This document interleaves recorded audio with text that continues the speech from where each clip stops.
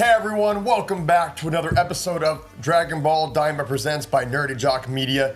I'm sitting here with my co-host DK, aka the DB Guru. How are you doing today? I'm doing good. That's Kevin Ketcham, the Nerdyjock himself, and we're coming at you with another week, another new episode of Daima, another Daima podcast talking about what we just watched less than 10 minutes ago. And thanks for checking us out in the last episodes. We are rocking and rolling on YouTube.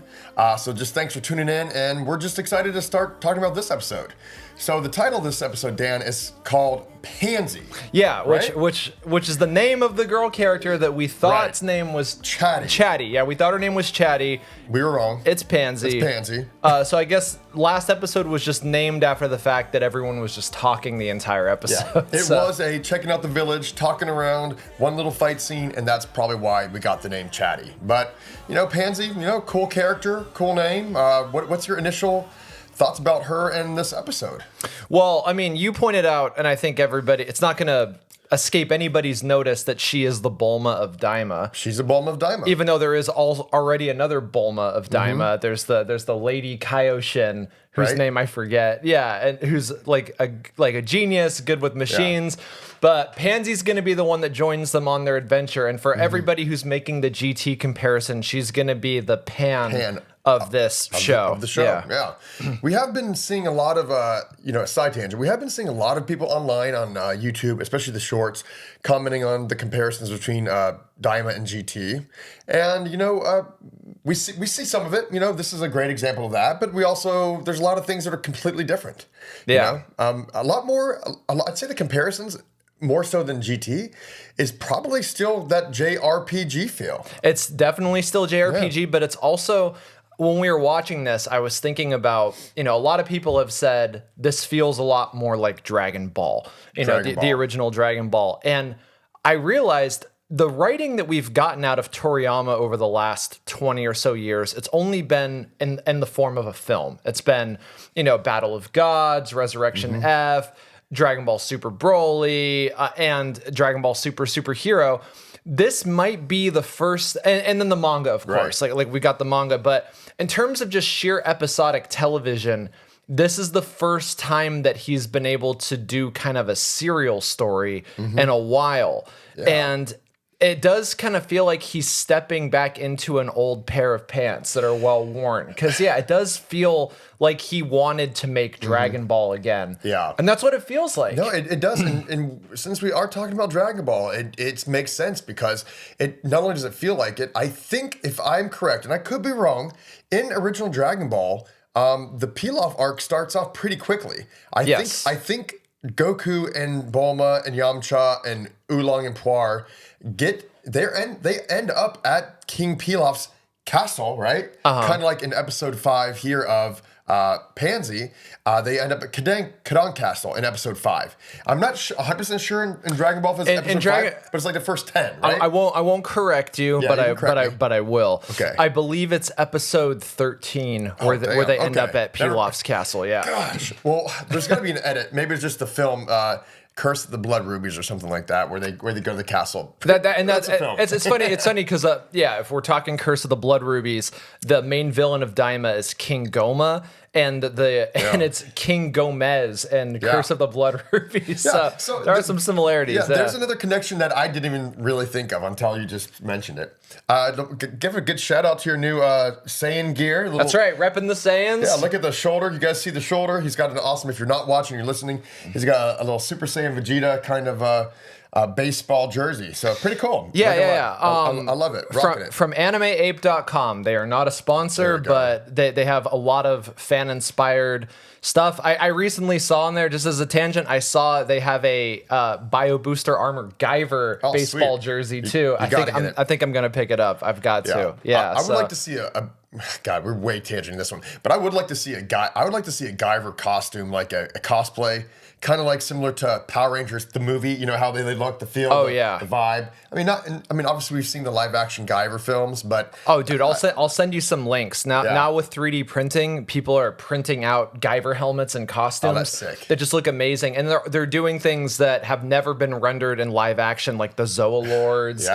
Things like that. Like they look sick. Yeah, they look good. Well, this, like I said, we love Guyver, but this is not a Guyver It's not a Guyver it's podcast. Not a Guyver pod, Kev, DK. Let's get focused. Speaking here. of podcasts, one thing we just got to say, at the current time of this record, we're somewhere over 11,000 subscribers, right. which is huge. We've gotten there in less than a month. And so thank you to all the new subscribers. Yeah, thank you. It's not the fact that it's 11,000 that makes it significant. It's the fact that it's over 9,000. So thank you so much for over 9,000 subscribers. Yes.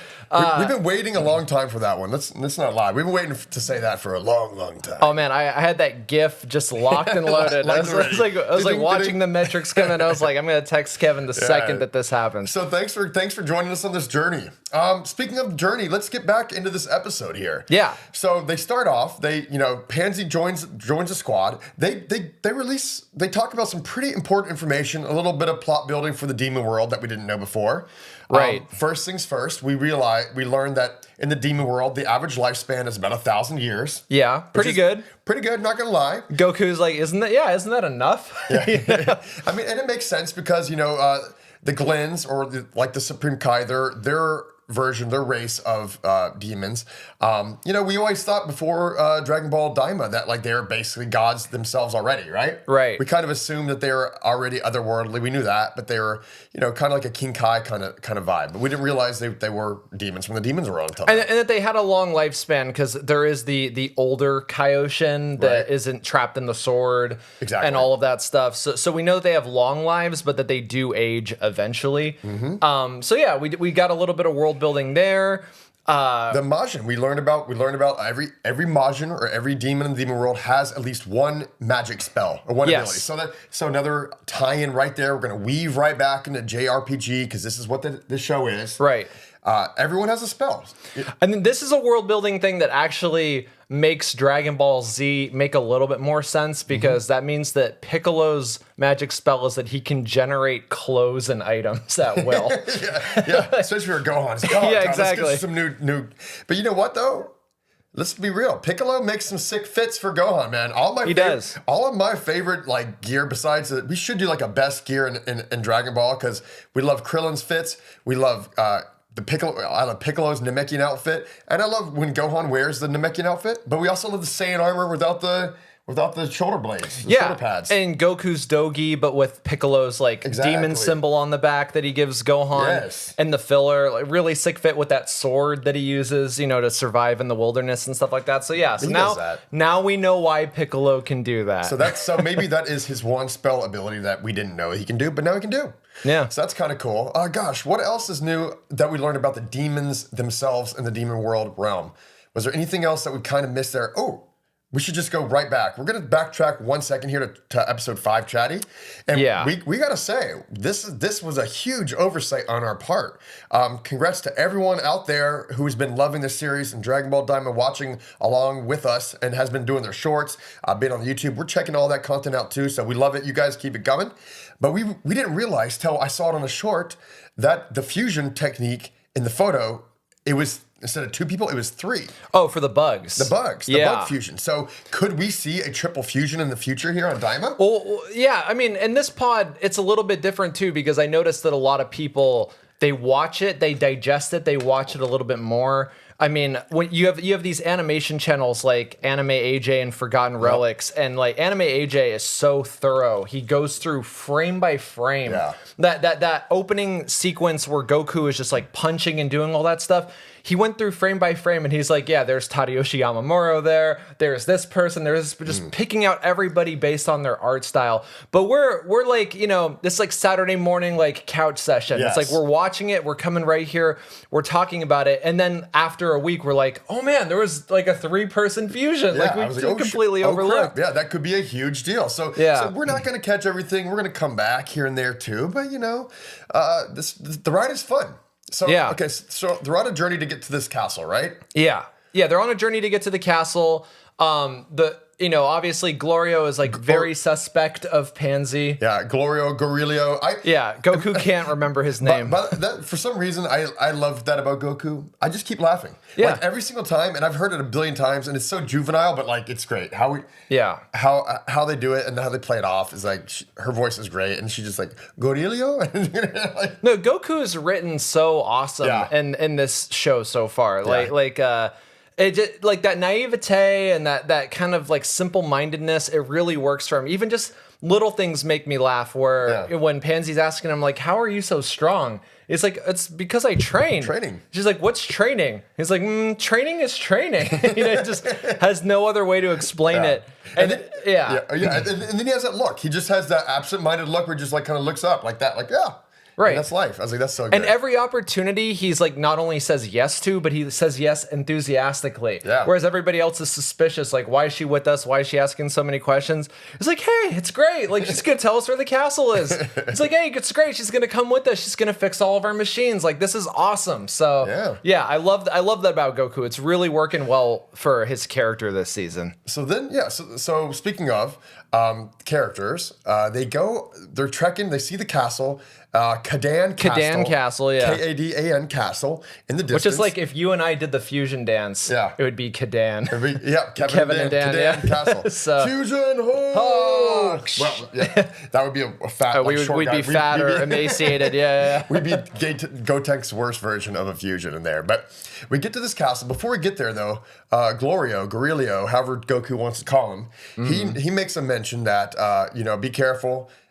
This guy who runs this castle is kind of like a mob boss. Right. So I assumed automatically, like, okay, he's going to be kind of like the not Boba Fett, Jabba the Hutt of the Demon World. Exactly, yeah, because there are all these Star Wars analogs, and this place, the third Demon World, does feel a bit like Tatooine. I gotta say, this king's got a bad rep. He was a pretty cool dude. He's a pretty nice king. Yeah. But before we even get to the king, though, we get to the door, and then we realize that Pansy is actually the princess of the castle. Yeah, actually the princess. Big little twist. Didn't see that coming at all. Well, actually, it is little, but it's also cliche. But it's also check off the JRPG list, right? Am I right? Yeah. I mean, this show is leaning full tilt into a feeling of JRPG. Even the music. Yeah. Like I was thinking, like all the little themes that were playing in the background. It's like this is absolutely Chrono Trigger or Final Fantasy or something. A lot of love there for the JRPGs, and it's just it's great. It's really fun. Yeah. So go ahead. Oh no, I had nothing. I had no other thought. I mean, we find out she's a princess. And we find out they're actually pretty good-natured demons in this castle. These are not like nefarious villains. Pretty good, yeah. It feels like Pansy's dad is a bit altruistic. He's like, Goma is kind of like a tyrant. Right. Like Dabura was bad, but Goma's even worse because he's doing this weird life tax. Like if you don't pay the coins, he's gonna steal your life away and all that stuff. 9 years of your life taken if you don't have one gold coin. That's a lot. And how often are those intervals, I wonder? Like how often are the tax collectors coming to collect coins or lives? But you know what though? If you are a Majin and you have 1,000 years to live, 9 years at a time, it's a lot, but it's not too bad. Yeah, if you're trying to save your pennies because you want like a Demon World version of the PlayStation 6 or something, it's like, 1,000 years is enough. I can shave 9 years to get the PlayStation. Yeah, well, it's funny because like last episode when we saw that, we were like, man, this is terrible. That's rough. And then you realize this episode that they can live to 1,000. Like, you know what? That's not too bad. That's like a pack of cigarettes, Right. And you mentioned in the last episode this idea that they're gonna just slowly collect the Dragon Balls while Dende as a baby is like maybe being tortured or whatever and stuff like that. But now we know that he's being like coddled and groomed to eventually make Dragon Balls for the Demon World. We've got this nanny who's reading him the story. Right. Goma comes in and it's like, hey, like you're reading it so boring. Like put some emotion into it, make it interesting. And that was a fun little thing. That was a little side bit they cut there. And it's funny, he even had the little the nursery. What's the thing called around the nursery that the spins when the baby's in the nursery? I should know this because less than 4 years ago I purchased one of those. But you know what I'm talking about. If you've had kids or whatever, those things in the nursery, that's hanging there. It was a fun little moment. Like, okay, at the end of the day, no matter how dark you think it could get, I think it's going to stay pretty nice and lighthearted, which is fine. Which I'm cool with that. Which is fine. Yeah, like the fan base is so divided on this. Yes. They're so divided on this. People are like, I want more Super. We never got more Super and all this stuff. And listen, like Super was written, right? And they had the opportunity to do it. But of course, like Toriyama wanted to write movies. He wanted to write more stories. And then he wanted to write something new. Of course, they weren't going to say no to him. Right. So all of that stuff had priority. And I mean, it's really unfortunate that Toriyama Sensei has passed. But I can almost guarantee that when Daima is over, we're going to get new Super. Because the Dragon Ball IP, it's too big. It's a worldwide phenomenon. And everybody's clamoring for Super. You're going to get Super. And this is just totally different. Like, this is something for people. I think this is more for me, like a Dragon Ball fan. Like a Dragon Ball Mega fan. Because, yeah, like I had no interest in reading further in Super. I can't wait to see it animated. Like, I can't wait. But Super on a whole was so hit and miss with me. Like, I would say the Tournament of Power was the only thing in it that I found redemptive or good. Everything else, I was just kind of like, okay, another tournament. Okay, another transformation. Another this, another that. But then Ultra Instinct to me was like the first time in forever that we got a transformation that was truly deserved. Right. It was a product of effort. It was a product of training. It was a product of a new kind of training with Goku and Vegeta constantly training with Whis and all of that stuff. So that's why that stuff kind of worked for me. Right. But Daima, like I've mentioned in our earlier Dragon Ball Z pod, I'm a bigger fan of Dragon Ball, I think, than Z on a whole. And this, weirdly, it's scratching that itch. It's hitting all the buttons. It's hitting on all of our receptors, the dopamine receptors. Hey, we love this part. We love this. Bring it in. Like I said, we're like, you're a huge Dragon Ball guy. I'm a huge Dragon Ball fan. We're gonna do a Dragon Ball pod. We have to eventually after Daima. Maybe we'll go all the way back to Dragon Ball. We still have to finish Dragon Ball Z. We're still not caught up on that, but we got to get there. It's a lot of ground to cover in Z. That's a lot. I know. Dan's like, he's scared. He's ruined the day, but it's going to be a lot of work. Every time you mention that, I think of how long Boo is not in the Kai version, and I'm just like, oh God, we're really going to cover like 7 episodes where Goten and Trunks are just peeing on different islands. When you train, you got to go, That's true. That's true. But back on task here. So we're at the mansion, at the castle, and the king is discussing their plans and how they're going to thwart Goma and what they're going to do next, right? And there's almost a pivot into like a harem plot where the king pledged Pansy's hand to Goku or whatever, and I was like, oh man, is this gonna be like Ranma, where it's like, okay, now you're engaged to Shampoo and Ukyo and Akane and stuff, but then Goku just completely like a first grader. He's like, I'm already married and I've got kids. Yeah, I was like, you know what? Way to go though, Goku, because that's how you got into your first engagement with Chi-Chi. You didn't even know what that meant. Right. So like you were kind of conned into it the first time, but it worked out great. You've got some wonderful children. You turned out to be a decent father after all. I would say I'm just talking trash. In Dragon Ball Z, I was talking about how he's a bad father, but he's a good father now. He's improved since Super. He's a humble radish farmer. He's a humble radish farmer now. But anyways, the king is like, he sees his stature, realizes he's small, but he's like, hey, if you think you can beat the Tamagamis to get those Dragon Balls, that's their new plan, by the way. He's like, if you think it, you got to show us a little bit of your. Show us a little bit of a test of strength to show that you're strong enough to defeat the Tamagamis. It's easy stuff to call because we're just going through the motions of JRPG stuff. But it's also like, rather than being like boring predictable, it's like, okay, here we go. Like this is the fun thing. It's like, oh, I think you even said before the king even said anything, you're like, oh well, if you to see how strong you are, maybe you should defeat all of my soldiers. When you enter the castle and you're a writer, you see they cut to a shot of people training out in the courtyard with weapons and stuff. You're like, okay, there's going to be a gladiatorial battle kind of scene, battle royale scene. We knew that was coming, which is cool. But some things happened in this battle that we did not see coming. That was pretty cool. Yeah. That's the whole point.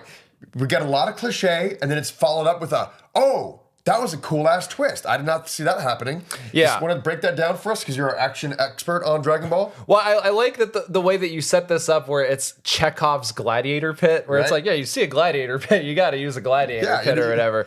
But yeah, so Goku he has to fight all of the King's guards at once, which to be honest, fair. Yeah. I mean, he's showing up. He's claiming that he defeated Majin Buu. So it's like, yeah, like you should fight like literally everybody. Use your swords, use your spears, no big deal. And he's like, okay, like, and Kaioshin's like, are you good, Goku? You're not at peak Goku right now. And he's just like, no, it's cool. It'll be good training. Here, hold my staff. Jumps in the pit. He's lighter on his feet. Right from the beginning, he jumps in the pit. You can feel he does a little hop like he always does. Right. And you just see his feet. You're like, okay, he's getting stronger every episode. Right. And something else that was referenced here, I mentioned the back handsprings thing that was referenced from Dead Zone in an earlier fight when he was fighting off the guards in the last episode. Or no, it was in a tavern when he did all those back handsprings. There was another reference to the early Dragon Ball movies here where he did his little breakdance move that I think he did against Dr. Wheelo's henchman at one point, where he did like the double foot sweep. Yeah, right? the double foot sweep. Foot sweep. So I was like, oh man, are they just going through the motions? It's like I was like, man, if the next multi-person fight, if Goku flies up and it does this to two people on the side, and then it cuts to his face and he yells and he blasts them. It's like, oh, there we go. Now we got Tree of Might in there. But it'd be badass. All these things. I mean, that's what it is. This is a 40th year throwback edition. That's really what this is. This is filled with. And I wonder if it's just coincidence or if the animators. I mean, obviously, some of the animators on the show, like Nakatsuru, are like huge Dragon Ball nerds. Right. And I wonder if there is a thing too where it is a conscious decision to put Easter eggs of animation into it. Well, I'll tell you what I think, but you guys in the channel watching now, listening, let us know what you think. I'll tell you what, DK, I honestly think every little... This show, I was telling Dan earlier, sorry, side tangent. This show, you can watch week to week, or you can also binge it. But there are Easter eggs galore in this show. Yes. And I do think that sequence and every move, every gesture, every fight that you see, like, I think this is pretty meticulously planned out. They spent 2 years, not just on the animation, but the story, the plotting, how they're going to make this happen. And they said, we're going to do it in honor of the 40th anniversary of Dragon Ball. Right. So I do think that this throwback here, the double foot sweep there, what we saw in last episode as well, like there are throwbacks in every single episode. Easter eggs galore. Marvel movies, eat your heart out. Right. Yeah. I mean, if that is the case, if I'm not just overthinking you're not. then I am a bigger Dragon Ball nerd than I even thought I was, just having noticed all of this stuff. Yeah. But getting to the fight. Yes. My first thought when the fight started was like, okay. Another one of these. Another. Well, it wasn't another one of these. It was just like, okay, the animation is a little bit unremarkable this time. It was a little blocky. The choreography wasn't that interesting, but then all of a sudden it got good. Like there were a couple of shots, and I don't know. I'm excited to see what Anime AJ says in his breakdown. It's like who animated this shot? Who animated this shot? Because there were just a couple of shots that were absolutely awesome. And then some great line work too. Some great line work that we haven't seen before in this Daima. They're like, okay, that brings back to or Toriyama's original. Akiriyama. The Can Castle, Kiriyama. I'm just mixing all my words together. I am fusing sentences and words together today. Sorry about that. But then we got the reveal of Goku going Super Saiyan. Goku going Super Saiyan. That's right. This is a huge moment in Daima, right? Right. This is huge. And it was a little anticlimactic, and it seems like he can only go Super Saiyan for a couple of seconds. Unless he was doing that deliberately, just like, I'm just going to blast everybody away with this and then go back to my base form. But yeah, it was like, I was wondering when that was going to occur, because obviously he's not at his peak. He can't use his energy like he could before. But he can do it. But he can do it. And we didn't know that. But that's something that every single person who's been watching Daima around the world has been wondering. How's it going to come about? Is it going to be an emotional trigger? Is he just going to be there for 6 months or 3 months or however long it takes for him to power up? How long is it going to take? And it just happened in a fight scene that we knew coming, that we thought was going to be a pretty generic, hey, let's rock him, sock him, beat him up fight scene. Actually showed him go Super Saiyan for the first time for a couple seconds in Daima. Kevin, I got to be honest. I wish that it hadn't happened. I wish that it had. I wish that it had been the thing that you mentioned, where it's like he has to earn it in some way, emotionally, or struggling against the limitations of the demon world. The fact that it just kind of happened, it's like, yeah, it's a cool moment for like an AMV. It's a cool like little bit of fan service, but in terms of the story, it's like. Right. oh, okay, like now I am unsure of the rules. Like, how much power does he have and not have? Yeah. I just don't know anymore. Yeah, so I kind of wish that it hadn't happened. I don't think it needed to, because I've yet to see his limitations actually manifest in any meaningful way. He's mowed through every single enemy he's met so far. Even in addition to all of these gladiatorial opponents, it would have been cool if there had been somebody at the end of it that would have been a little challenging, a Genova, if you will. Like if we're doing like a JRPG, it's like, okay, you've gone through all of the Shinra building. Now you have to fight. Final Fantasy VII reference, by the way. Genova. Right? Yeah. Nobody's played this game. It's a very unknown game. Yeah, but not it's like popular at all. It's like you climb all of Shinra, and then you have to fight Hojo and Genova back to back, like after fighting Rufus and stuff like that. It's like if you're gonna do a JRPG, like have a boss fight, like challenge the character a little bit. If you're gonna limit Goku's power, show that it's limited in some way. I didn't like the Super Saiyan transformation. Yeah. But the thing is, like, for me, narratively, you're right, Dan. That doesn't make much sense. They should have waited on that. But from a nostalgia, dopamine button press, it's like, boom, let's do it. Yeah. Give me that Super Saiyan. Show me what's going on. Because the thing is, if they did, I think you got to think about it from a story perspective. If they had another episode, because last episode was pretty, besides the amazing fight sequence through the alleyways of the village, like not much happened, right? Yeah. We had another episode, another week. We're 5 weeks in now without something to trigger us, to like get us ready for the next 5 episodes. We needed a little bit of a little, hey, here's a Red Bull, chug it down, not a sponsor. We just needed a little kick to say, oh shit, I did not expect that there. So even though narratively speaking, for plot and for growth for the character, it did help in the overall sense of just saying, okay, we're thinking, what can he do? What can't he do? Is his power slowly progressing? Is it what's the constraints? How's it going to work? I mean, he also did one thing we didn't mention, DK, was he did a instant transmission, or that the flash jump that he did from one bag to the next, and he hasn't done that yet in Daima either. That's true. And that's another advanced technique. I mean, I guess he did it in Dragon Ball eventually in the martial arts tournament, world arts tournament, but he didn't do that. That's an advanced technique that he just popped out of Daima that he hadn't done in the last 5 episodes.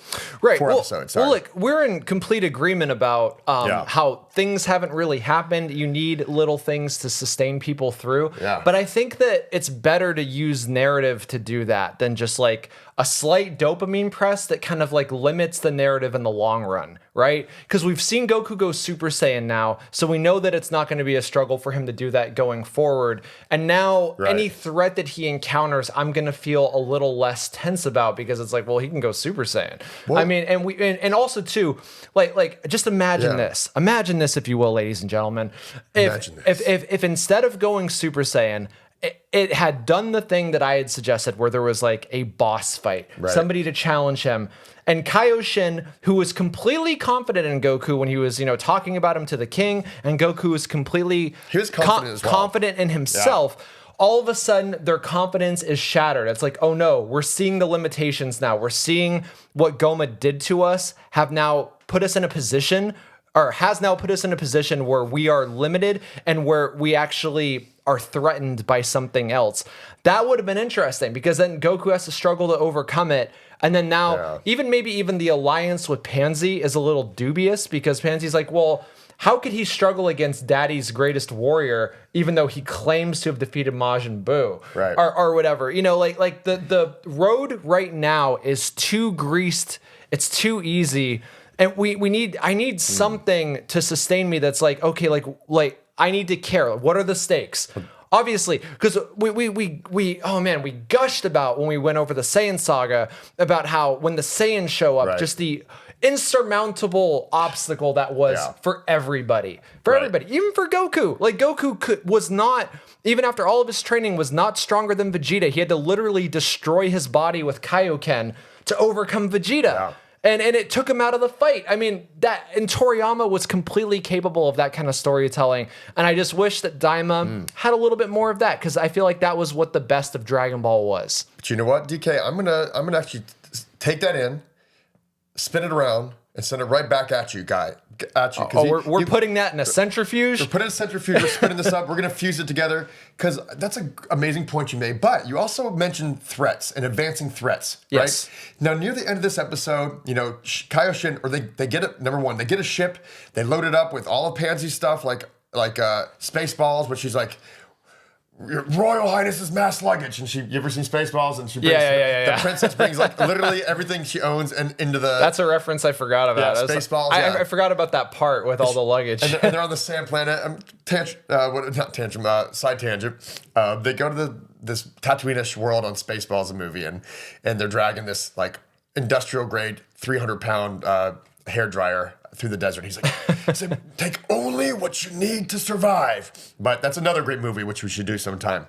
But point being this, you mentioned threat, and then at the end, they get a ship, and then the funny thing is the king asked him to steal another ship, his henchman to steal a bigger ship. That was a funny bit. That's a funny bit. Yeah. Funny bit.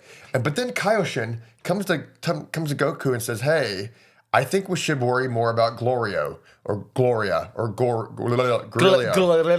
Yeah. And he's like, Goku's like, whatever. He's like, if he's bad, we'll deal with it.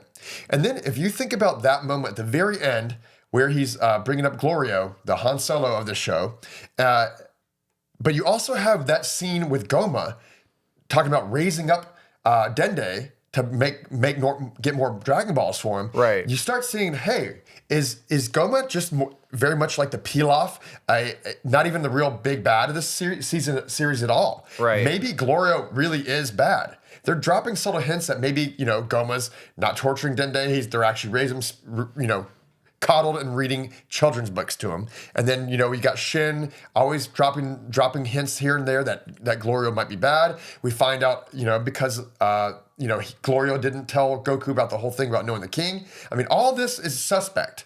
So maybe. No. All that is good. All of that is debt. Because that's all stuff that's money in the bank where it's like, we're going to pay this off later, right? That's narrative debt. We've got the long-term question mark on. Yeah, we've got Goma's plan to raise Dende. Whether that's going to in any way come to fruition during the course of Daima, we have no idea. Yeah. All that stuff is good, but then like in the moment, you need stakes because you need to challenge the characters. They've yet been challenged by anything out except for like kind of repetitious thing, like the plane was stolen and now this plane crashed and burned. Yeah. So now they're gonna just. To me, what worries me, especially looking at the preview for the next episode, because it looks like there is going to be a boss fight and it's going to be like a giant bull, even though. There's a fight with Glorio too. We saw, so something's gonna happen. Something's going down. But it seems like they're just gonna be journeying on their feet more, and it's just like, okay, so it's just gonna be kind of more of the same. It's like the plane crashes and then crash lands, and then whatever, and then also surprise. Yeah. So I agree with you. Like there are some threads that are being woven that are keeping our curiosity going with the narrative, but yeah, just episode to episode, it's like. It would have been cool if the transformation to a kid had made Goku weaker in a meaningful way to make the story more tense. And I think maybe when you're suggesting that they should have had a narrative thread, maybe in episode 1 they should have set something up that would be paid out lightly in episode 5. They did a lot more building, a little heavy lifting earlier. So we really haven't, and we've gone deep into the demon world. So we really haven't had much time to actually set up threats or narrative stakes like you're saying, which makes sense. So I guess we're just gonna see where that goes from here on then. There's so many things too. Like there's missed opportunities because you don't even need to invent new things for this. There's stuff in Dragon Ball canon that would have made this more interesting. We know when Ginyu stole Goku's body, he couldn't use it. He had to learn how to use it. He couldn't use his ki. There could have been something similar when Goku de-ages. It's like, I don't know how to use my ki the way I did anymore. Like, I can't fly anymore. I can't do the Kamehameha anymore. I can't do this stuff. That's why he needs the Nyoibo, because he's like, I still know martial arts. Great idea. Great point. What if they put a narrative time bomb on there where the longer you spend in that land, you start turning to a demon. Like, that's why no one from the outside world comes there. Some kind of ticking clock. Ticking clock. Because what was that movie from the Little Monsters or something from the 80s or 90s where with Howie Mandel as this monster and and Fred Savage. I was gonna say, is that the Fred Savage movie? And he goes to their monster world, and like the longer he spends there, he starts slowly turning into a monster. So he has to get back. And I think that's part of that plot. So that could have been a good. Hey, you can't spend that much time here because your ears might start growing into shins, and and then he starts losing his power. Right, and he has to get back. So that could be great. A Majora's Mask too, where it's like you're kind of racing against the comet coming down or whatever. The forever boating. Comet of Doom. I remember that. The sun. And Hot take, greatest Zelda game of all time, Majora's Mask. No. I love that game so much. Ocarina of Time, probably it's pretty great. But Ocarina's great. Yeah. Majora's Mask took everything great about Ocarina and added that time constraint and all that stuff. Yeah. And the puzzles were so damn hard. Yeah. I love Majora's Mask. But I also haven't seen. I haven't played any of the Switch Zelda games. I know we just went completely off course here, but I do want to get some of the next Switch too, and then I want to play some Zelda. I miss Zelda so much. My friends who have played Switch Zeldas, they're completely divided. Either they love them or they hate them. Kind of similar to Dragon Ball Daima fans. Kind of similar to Dragon Ball Daima. And it's funny because like the takes that people are giving, where people are like, some people are in the camp that GT was better than this show. And if you're crazy. If you're in that camp, actually like ignore this guy for a second. No, you're nuts. I want you to tell me why. Okay. Because I'm genuinely curious. I've seen all of GT. You haven't seen GT, right? I've seen some. You've seen some of it. Yeah. I'm curious why. I genuinely am. I might talk with you about it in the comments. I might spiritedly disagree. I might say why I think that this is better so far. But then again, it's not a true fair comparison yet because GT is done and dusted and this show is ongoing. So yeah, well, I just got called the F out. So guess who's gonna watch all of GT in the next week?